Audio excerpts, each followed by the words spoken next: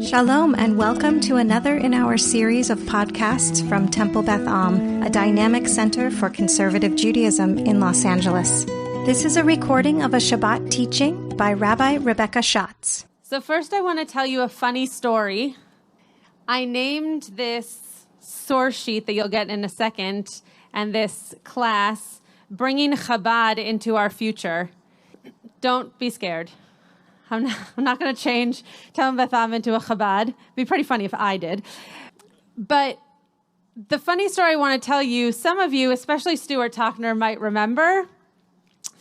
When I applied for this job at Temple Beth Am, I had to write a cover letter, which if anybody's applied for a job, you've probably done the same. And one of the things that I wanted to express in the cover letter was the creativity and the type of teaching and learning that I wanted to bring to Beth Am. So I used a common phrase used in Judaism, chokhmah, bina, and da'at. And I said, I want to bring chokhmah, bina, and da'at to Temple Beth Am. And what that means is I wanted to bring wisdom, I wanted to bring knowledge, and I wanted to bring experience and creativity to Temple Beth Am if I was given the position of assistant rabbi. So my cover letter was read, and I got a call that, do you remember this at all, Stuart? You don't? Okay. I got a call to say that I had been given my first interview via Zoom, which no one knew how to use back in the day. And it actually might have been Skype, whatever. It was on video. And Rabbi Klickfeld called to tell me that I had been given this first interview. And he said, we're very excited, but I have one question. And I said, sure, yeah, what's the question? And he said, I'm kind of confused that in your cover letter, you're trying to make Beth Am into ChaBaD. And I said, I don't know what that means. I didn't write that in my cover letter. Like, whose cover letter did you read? That wasn't my cover letter. And he said, well, you said you wanted to bring chokhmah, bina, and da'at, and that's the acronym that makes ChaBaD. And I said, I had no idea that that's what ChaBaD stood for. So this is not me trying to bring ChaBaD to Temple Beth Am in Rabbi Klickfeld's absence, but I do want to talk about chokhmah, bina, and da'at. In this week's Parsha, wow, that was big, whatever that was. In this week's Parsha, we hear this phrase again. We hear the phrase when God is telling Moshe to find leaders. So I'm going to pass out these sheets. I'm going to pass out these sheets. This is a part of the Torah we didn't actually read today. This is in the first chapter of Deuteronomy. So really way at the beginning of the 5th book of our Torah. No, you don't have to share. There's enough. And it says here, I'm just going to read it in the English until I get to the phrase that I'm interested in you hearing in the Hebrew. See, I place the land at your disposal. Go take possession of the land that Adonai swore to your fathers, Abraham, Isaac, and Jacob, to assign to them and to their heirs after them. Thereupon I said to you, I cannot bear the burden of you by myself. God is saying, I can't do this alone. I've recognized in the past 4 books of Torah that I can't do this alone. Moshe already knows he's not going to go into the land. So what does it mean for Moshe to not be going into the land and to God to be leading these people into the land? So he says, I can't do it alone. The next phrase, Havu lachem anashim, chachamim unevonim veyeduim, leshivtechem ve'asimem beroshechem. What that means in English is, bring for you people. And interestingly, our commentators are going to translate this as men, but anashim really just means people. Chachamim, those who are wise. Nevonim, those who have those who have knowledge. It says here discerning. Veyeduim, and those who are experienced. Or as we might talk about a person today, those who have been around, who have seen that which we do. They've lived by example and they've lived lives of experience. Those are the people that you're going to put as your heads of this community. They're going to be the ones that are going to lead you. So chokhmah, bina, and da'at comes up here. So when I saw that, in this week's Parsha, I thought to myself, it's fascinating that this is brought up in terms of the leaders of our community, because there are two other places where this is brought up in our Torah, and it doesn't necessarily have to do with people. It might have to do with a person, but it also has to do with a type of experience. So before you read on, which some of you already have, because I can see you all, when it says Chokhmah, Bina, and Da'at, what do you think that means? In your own words, what is Chokhmah, what is knowledge, what is Bina, what is wisdom, and what is Da'at, some kind of understanding or experience? What does that mean? Usually I don't have no one to speak. This is shul. You should all be speaking. Yeah, Alan. Okay, great. So knowledge, we're actually going to see a very similar, Rashi thought similarly about tomatoes. Alan said that his son taught him that knowledge is knowing that tomato is a fruit, but wisdom is knowing not to put it in a fruit salad. Right? So knowledge might be just kind of the surface level stuff you know. I'm purposefully not saying understand, but just the stuff you know. And then wisdom might be one step deeper, one step beyond just, oh, that is a tomato, that is fruit, but knowing that just because it's called a fruit, it doesn't go in a fruit salad. Yes, Cindy. Great. So da'at is an emotional intelligence about all of it, right? So I don't know what the example would be with a tomato, but being able to take something that you know something about and then have an emotional awareness about what that might mean for that item or for what you are going to do with that knowledge that you have. Any other thoughts? Chokhmah, Bina, and Da'at. Okay. So, Great. Great. So one without the other is not necessarily the whole package, is not necessarily helpful. If you just have academic knowledge, you're not going to do potentially as well in social situations. If you only have what we might call street smarts, you might not have the ability to do as well if you did not go to school and have the same kind of academic understanding and knowledge, right? Obviously, I'm generalizing. That's not always the case, but it is interesting to think that these three things need to go together to have something wholesome, whether that's a person, whether that's a creation, whether that's an experience. Anything else? Yeah, Austin. Great. Wisdom often comes with experience. So maybe not just that you need all three, but maybe one actually comes from the other, right? You might not be able to even experience one without having the other. Yeah. Oh, interesting. So Janine's saying that there are attributes that come with maturity, with age, or potentially with experience, right? No, doing more in your life, you gain more wisdom, right? You might gain more knowledge. That these things come with time, come with experience, come with maturity.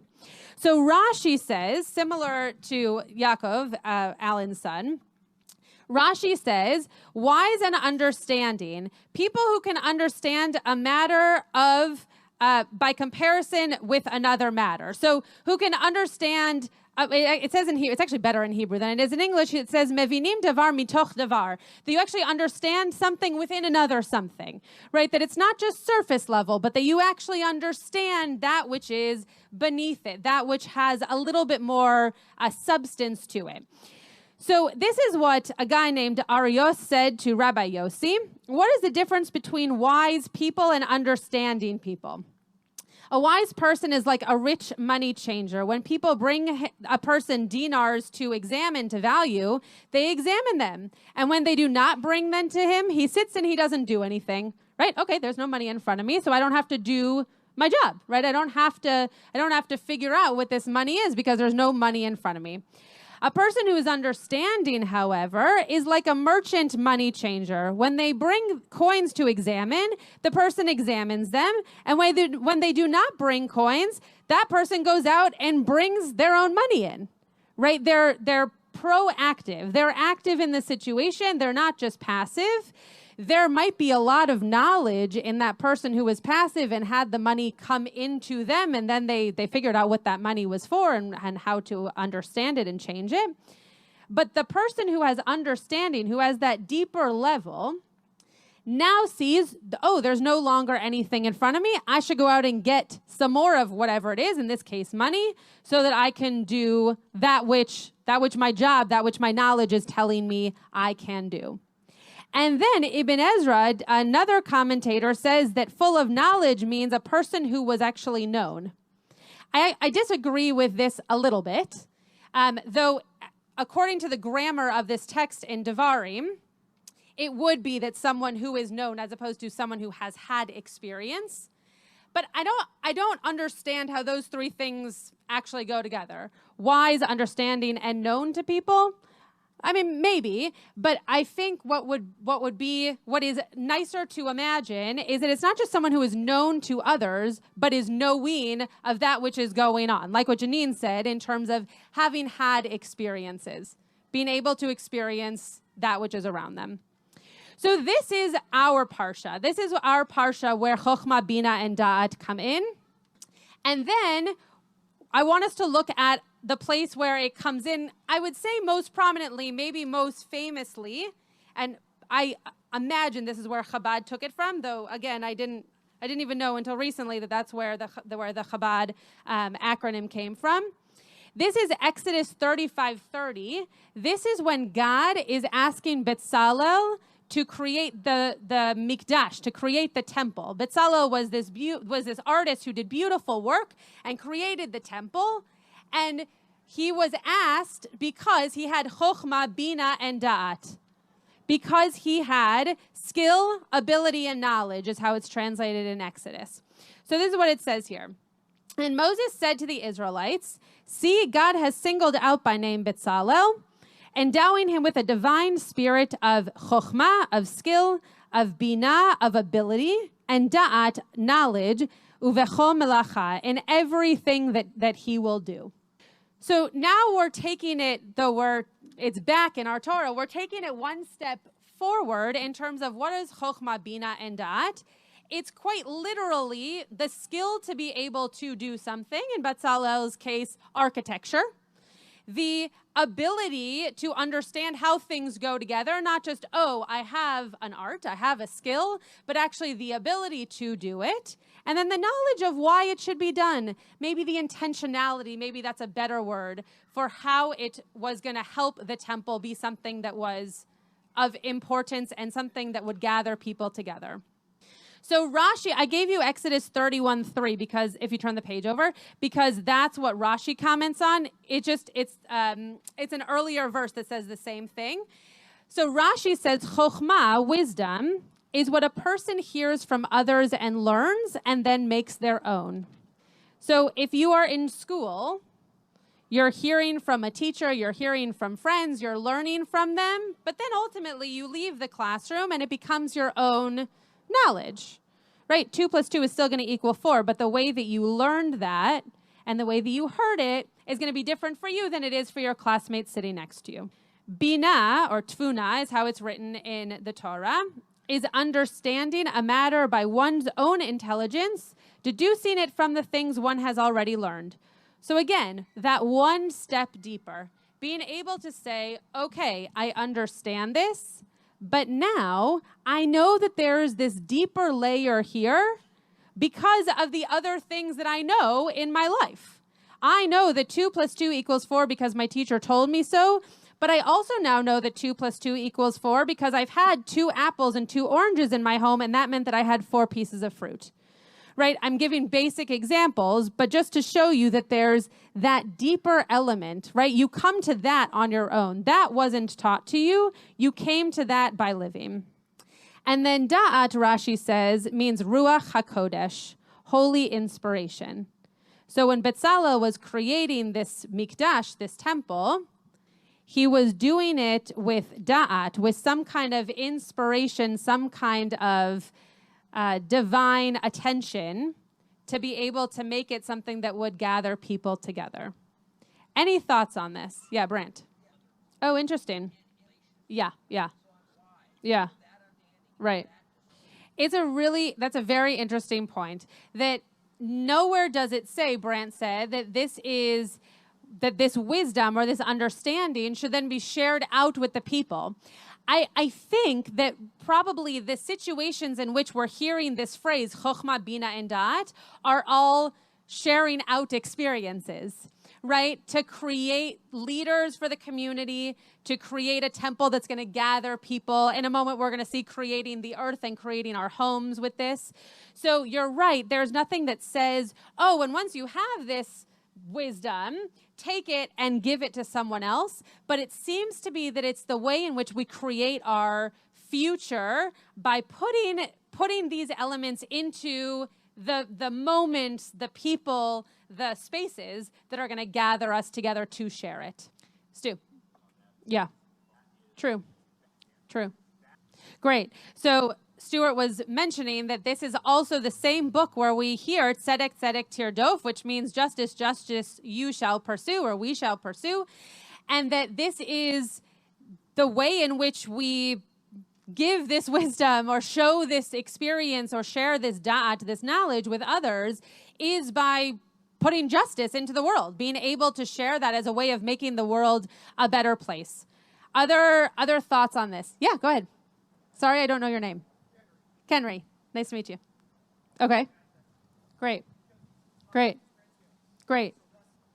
So you and Stuart agree that there is something about this that needs that action piece afterwards. And again, I think we're going to see in a second when I bring together these three different places that this phrase has been used, that the action is what happens based on these three elements. So you're pointing out something that even though it's not explicit, it's implicit in reading these three words in the way in which these elements of our lives are then created.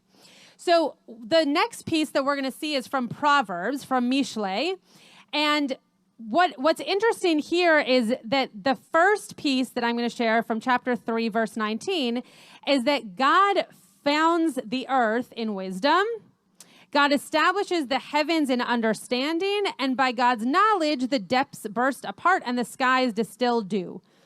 Let's not focus on the skies distilling dew for this point, but lovely.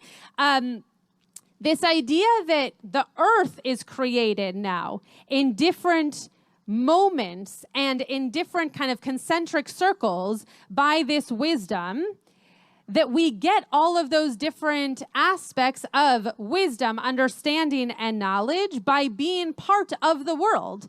Whether you read this as someone who believes that then we have to take care of the world to find those things, that is definitely one way of reading this.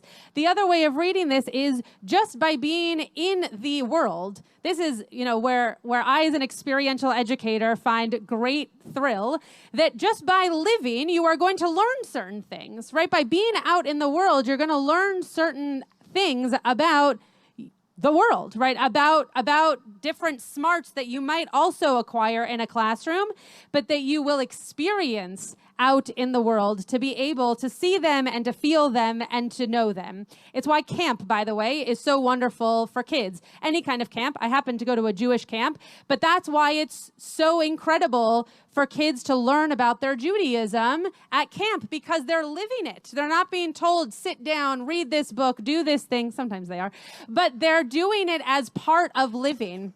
They're doing Birkat Hamazon, the grace after meals, as just a part of the meal. You're not going to leave until you do Birkat Hamazon. So they're living that experience of life, and they're gaining that wisdom, and they're gaining that knowledge of Judaism. The last one is that we're supposed to build our houses in this way. A house is built by wisdom, and it's established by understanding. By knowledge are its rooms filled with all precious and beautiful things. So when we're creating a home, whether that's because we're about to get married and create a home as a family, or because we're creating a home that is new to us and exciting to us, that the house needs to also be built on these three things. Not necessarily the skill and ability, but that wisdom, the understanding of what is going to come into this home, what are our values, what are the things that we wish to hold dear in this home as a family, and then knowledge of that which is going to be the experience. And things are not always going to be great, and things are not always going to be bad. But the experience, the knowledge that you will get from living within that home and having those moments of ups and downs and front and back and not knowing which way is up and chaos and calm, that's what allows you to understand what a home is. So ultimately, this verse that I put at the bottom here is that this actually comes right after we're told that Bezalel, this artist, needs to have chokhmah, bina, and dat. He needs to have this wisdom, this knowledge, and this experience. But ultimately, God assigns to him Oholiav, the son of Achisamach, of the tribe of Dan, and into the hearts of every person who is wise of heart, I have given wisdom. Uvelev kol chacham lev natati chokhmah. First of all, we hear the word chacham here multiple times and the word lev here multiple times. Above all, you can have wisdom and you can have knowledge and you can have experience. But if your heart is not open to those things, is not open to the wisdom that you might gain, to the knowledge that you have or that you might learn from someone else, or to the experiences that you might have, then it's as if, it happens all the time, don't worry about it. It's as if you're not living the life to be able to gain those things. Because even after Bezalel was told that he had wisdom and knowledge and experience, he was told that not only he, but the people around him needed to be wise of heart to also gain that wisdom. So I hope that what we're able to take from this is that in living life, when we have these moments of gaining wisdom, of being able to experience the things around us, of being able to teach or to be able to learn, that we also recognize that some of that has to come from just an openness of our heart, an openness to be willing to listen, to be able to have a new experience, to be able to say, this is what it is, and I'm going to take it for what it is right now so that I can then learn from it. Because if your heart is closed, we won't be able to have that wisdom or that knowledge or ultimately a life full of experience. You have been listening to another in our series of podcasts from Temple Beth Am, a dynamic center for conservative Judaism in Los Angeles. If you enjoy these podcasts, we invite you to write a review on the Apple Podcast site or wherever you get your podcasts.